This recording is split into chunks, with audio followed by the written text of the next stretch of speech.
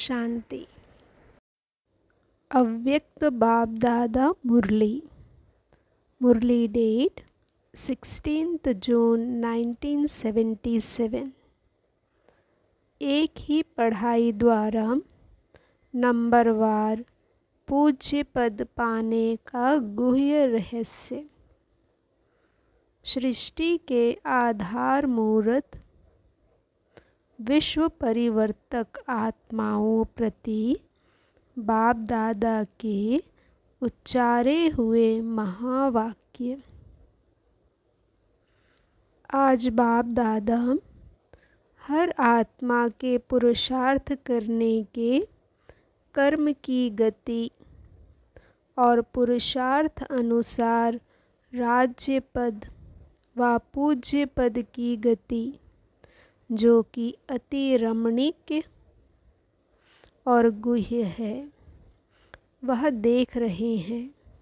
जैसे पुरुषार्थ में नंबरवार हैं, वैसे ही पद और पूज्य पद में नंबरवार हैं।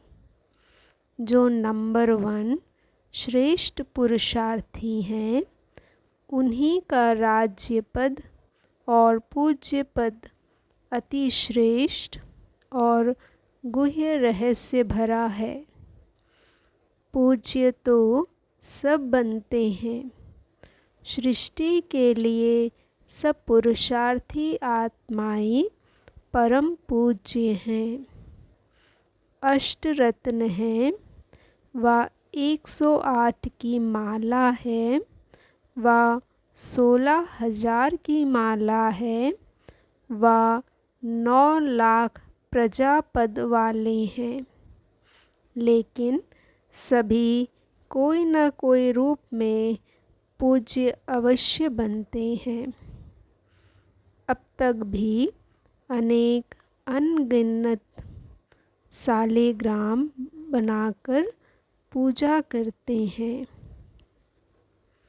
लेकिन अनेक सालिग्राम रूप की पूजा और विशेष इष्ट देव के मंदिर रूप की पूजा, उसमें अंतर कितना होता है, उनको जानते हो ना।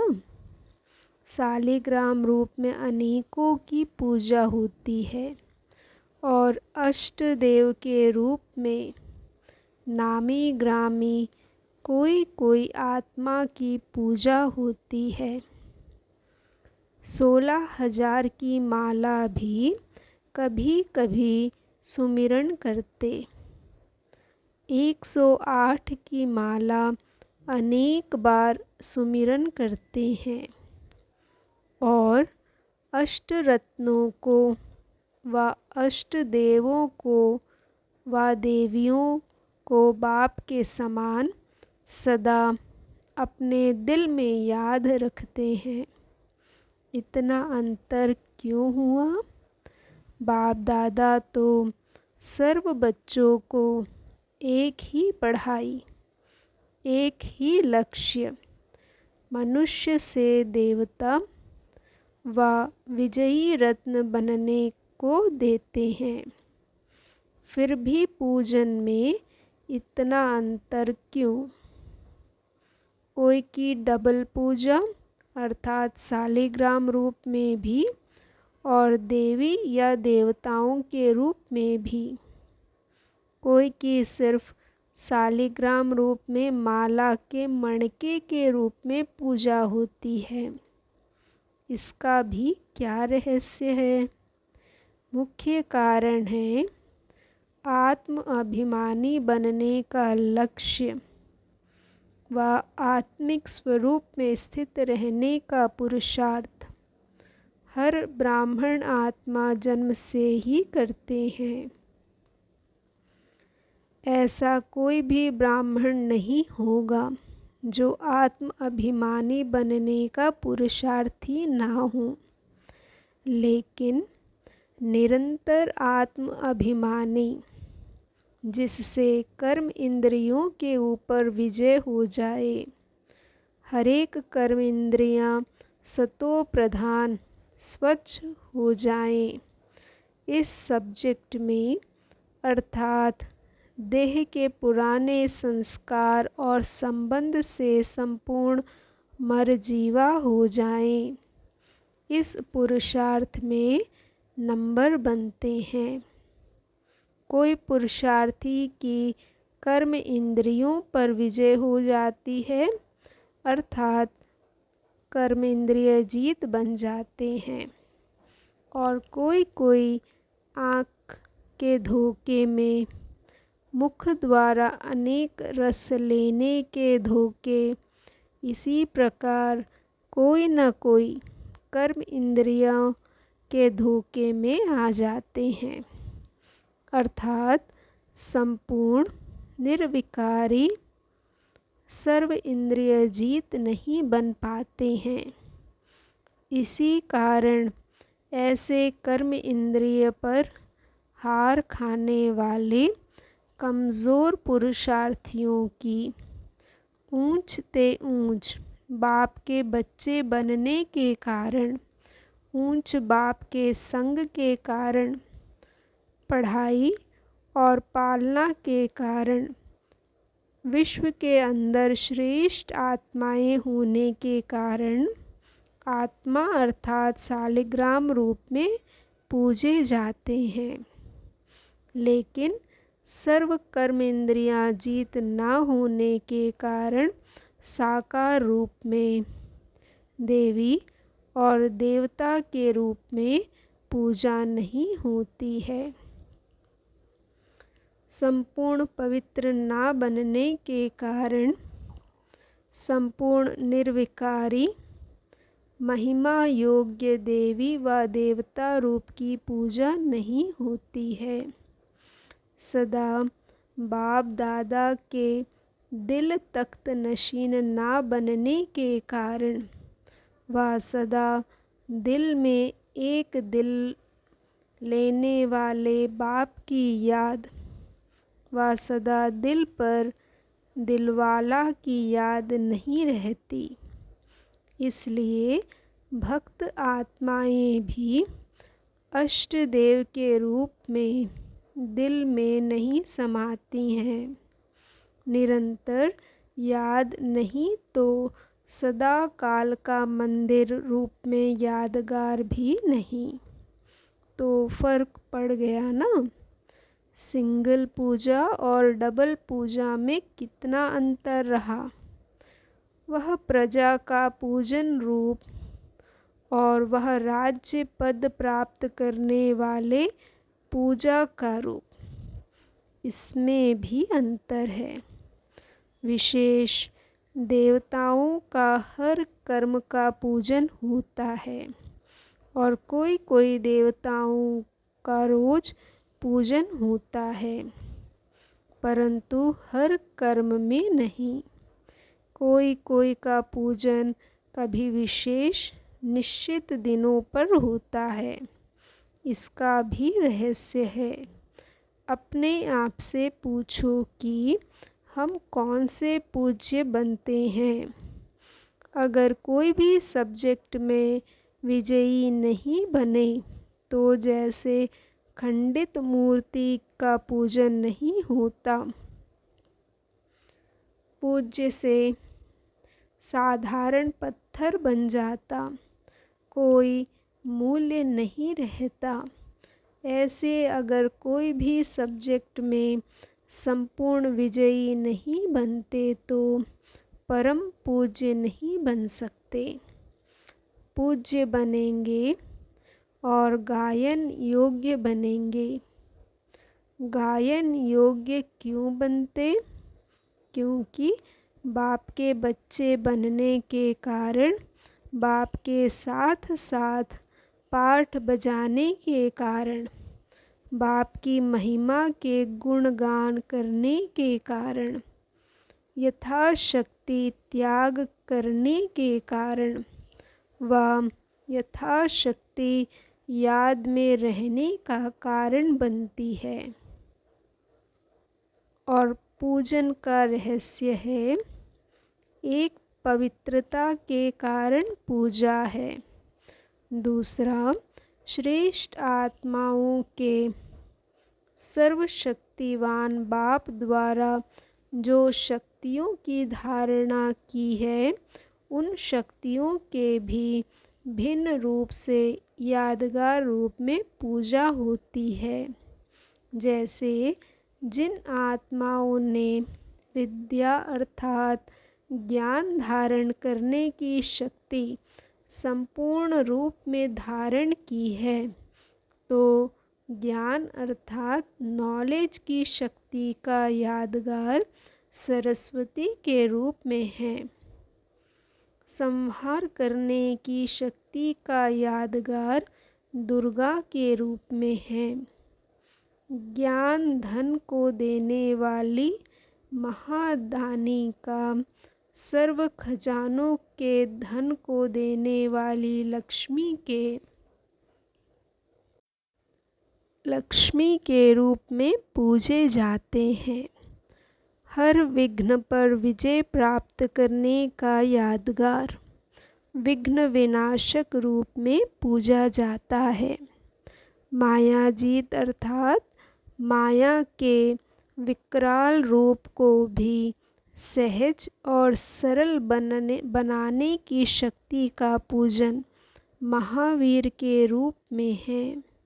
तो श्रेष्ठ आत्माओं की हर शक्ति और श्रेष्ठ कर्म का भी पूजन होता है। शक्तियों का पूजन हर देवी देवता की पूजा के रूप में दिखाया हुआ है। तो ऐसे पूज्य जिन्हों के हर श्रेष्ठ कर्म और शक्तियों का पूजन है, उसको कहा जाता है परम पूज्य। तो सदा अपने को संपूर्ण बनाओ। चेक करो कि खंडित मूर्ति हूँ व पूज्य मूर्ति हूँ। गायन है संपूर्ण निर्विकारी व 16 कला संपन्न। सिर्फ निर्विकारी बने हो या संपूर्ण निर्विकारी बने हो। अखंड योग है व खंडन होता है। अचल है व हलचल है। बाप क्या चाहते हैं? हर आत्मा बाप समान संपूर्ण बने। और बच्चे भी चाहते सब हैं, लेकिन करते कोई कोई हैं, इसलिए नंबर 1 बन जाते हैं। अच्छा, सुनते तो बहुत हो, सुनना और करना इसको समान बनाओ। समझा क्या करना है? ऐसे परम पूज्य सदा एक बाप को साथ रखने वाले, हर कदम श्रेष्ठ मन के आधार पर चलने वाले, ऐसे सृष्टि के आधार मूर्त विश्व परिवर्तक आत्माओं को बाप दादा का याद प्यार और नमस्ते। अच्छा, पार्टियों से सदा स्वयं को चलते फिरते फरिश्ते अनुभव करते हो। फरिश्ता अर्थात जिसका देह के दुनिया से व देह के पदार्थों के आकर्षण से कोई रिश्ता नहीं।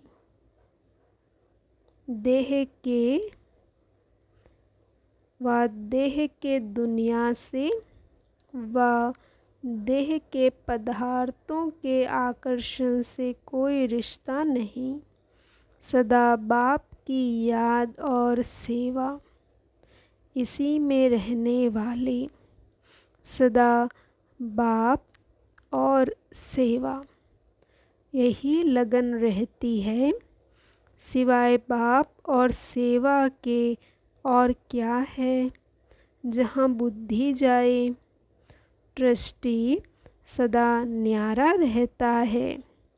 ट्रस्टी के लिए सिर्फ एक काम है, याद और सेवा। अगर कर्मणा भी करते तो भी सेवा के निमित्त।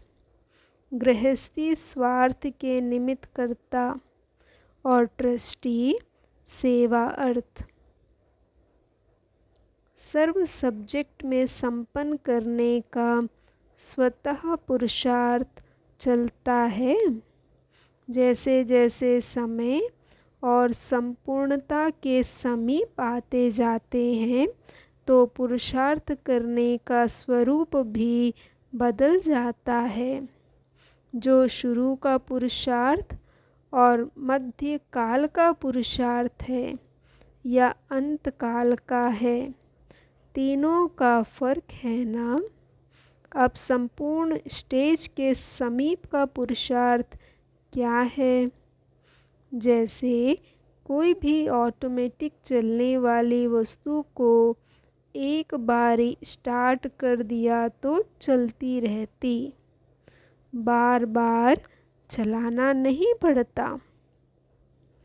इसी प्रकार से एक बार लक्ष्य मिला और फिर ऑटोमेटिक हर कदम, हर संकल्प समय के चढ़ती कला प्रमाण चलते रहें, ऐसे अनुभव होता है। पुरुषार्थ के समर्थ स्वरूप की निशानी क्या होगी? समय के पहले पहुँचेंगे। समय से पहले पहुँचने का अनुभव सर्व सब्जेक्ट में होता है व कोई विशेष सब्जेक्ट में। सब सब्जेक्ट में समान मार्क्स हैं। एडवांस जाना तो अच्छा है, लेकिन सब सब्जेक्ट से एडवांटेज लेना यह भी ज़रूरी है। लक्ष्य अच्छा है और लक्ष्य में परिवर्तन भी है। सदा स्वयं को बाप के कार्य में व अपने कार्य में सहयोगी बनने वाली सहयोगी समीप आत्मा समझते हो। बाप के कार्य में जो जितना सहयोगी होगा तो सहयोगी ही योगी बन सकता है, सहयोगी नहीं तो योगी नहीं। सहयोग देना अर्थात बाप और बाप के कार्य की याद में रहना। लौकिक में भी किसी को सहयोग देते तो उसकी याद रहती है, तो योगी अर्थात सहयोगी। सहयोगी बनने से स्वतः योगी बन जाते हैं। और दूसरा, सहयोगी बनने से पद्मा गुणा जमा कर लेते हैं। सहयोग क्या देते? पुराने तन या तमोगुणी मन, उसकी याद से सतो प्रधान बनाकर मन की सेवा में लगाते या चावल चपटी धन लगाते हैं। और क्या लगाते? तन, मन, धन, तीनों से सहयोगी बनना अर्थात योगी बनना। गीत गाते हो ना, जहाँ तन जाएगा धन भी वहाँ ही ले जाएंगे। तो यह निरंतर योगी बनने का सहज साधन है, क्योंकि सहयोगी बनने से, सहयोग के रिटर्न मिलने से योग सहज हो जाता। तो हर संकल्प में बाप के व अपने कर्म के सहयोगी बनो। हर कर्म, सेवा में, कार्य में सहयोगी बनने से व्यर्थ खत्म हो जाएगा, क्योंकि बाप का कार्य समर्थ है। ऐसा सहयोगी तीव्र पुरुषार्थी ऑटोमेटिक हो जाता है। सदा अपने को निश्चय बुद्धि निश्चिंत आत्मा अनुभव करते हो। जो निश्चय बुद्धि होगा वह निश्चिंत होगा। किसी प्रकार का चिंतन व चिंता नहीं होगी। क्या होगा, क्यों हुआ, क्या हुआ, क्यों हुआ, ऐसे नहीं होता। यह व्यर्थ चिंतन है। निश्चय बुद्धि निश्चिंत और व्यर्थ चिंतन नहीं करेगा। सदा स्वचिंतन में रहने वाले स्वस्थिति में रहने से परिस्थिति पर विजय प्राप्त करते हैं। दूसरे तरफ से आई हुई परिस्थिति को स्वीकार क्यों करते? परिस्थिति को किनारा करो तो स्वचिंतन में रहेंगे। और जो स्वचिंतन में स्थित रहता वह सदा सुख के सागर में समाया हुआ रहता। सुख के सागर में समाये हुए हो। जब बाप सुख का सागर है तो बच्चे मास्टर सुख के सागर हुए। संकल्प में भी दुख की लहर आती है कि सदा सुखी रहते हो। सुख के सागर के मास्टर उसमें दुख हो ही नहीं सकता। अगर दुख आता तो मास्टर दुख के सागर अर्थात रावण आँख से भी आता, कान से भी आता, मुख से भी आता। सर्वशक्तिवान के आगे रावण आ नहीं सकता। बाप की याद सबसे बड़ी सेफ्टी है। जो माया व विघ्नों से कभी धोखा नहीं खाता वह सदा ऐसे दिखाई देगा जैसे इस दुनिया से न्यारा और प्यारा है। तो कमल पुष्प समान रहते हो कि कीचड़ के छींटे पड़ जाते। अगर श्रीमत पर हर कदम उठाएं तो सदा कमल पुष्प समान रहेंगे। मनमत मिक्स होने से सदा कमल समान नहीं रह सकते। संसार सागर की कोई लहर का प्रभाव पड़ना अर्थात पानी के छींटे पड़ना। सदैव संगम युग का श्रेष्ठ खजाना अति इंद्रिय सुख है। ऐसे खजाने की प्राप्ति का अनुभव करते हो। अति इंद्रिय सुख का खजाना प्राप्त हुआ है। खजाना मिला हुआ खो क्यों जाता? पहरा कौन सा? अटेंशन कम करना अर्थात अपने प्राप्त किए हुए खजाने को खो देना। सारे कल्प में फिर यह खजाना प्राप्त होगा तो ऐसी अमूल्य चीज़ कितनी संभाल कर रखनी होती है। स्थूल में भी बढ़िया चीज़ संभाल कर रखते हैं। जैसे वहाँ भी पहरेदार अलबेले होते तो नुकसान कर देते। यहाँ भी अलबेलापन आता तो खजाना खो जाता। बार बार अटेंशन चाहिए। ऐसे नहीं अमृत वेले याद में बैठे अटेंशन दिया फिर चलते फिरते खो दिया। अमृत वेले अटेंशन देते और समझते सब कुछ कर लिया लेकिन चलते फिरते भी अटेंशन देना है। अति इंद्रिय सुख का अनुभव अभी नहीं किया तो कभी नहीं करेंगे। 5000 वर्ष के हिसाब से यह कितना श्रेष्ठ समय है।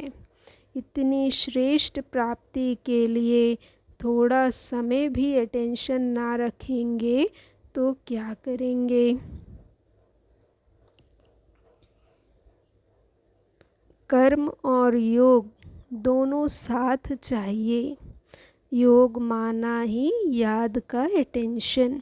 जैसे कर्म नहीं छोड़ते वैसे याद भी ना छूटे। इसको कहा जाता है कर्म योगी।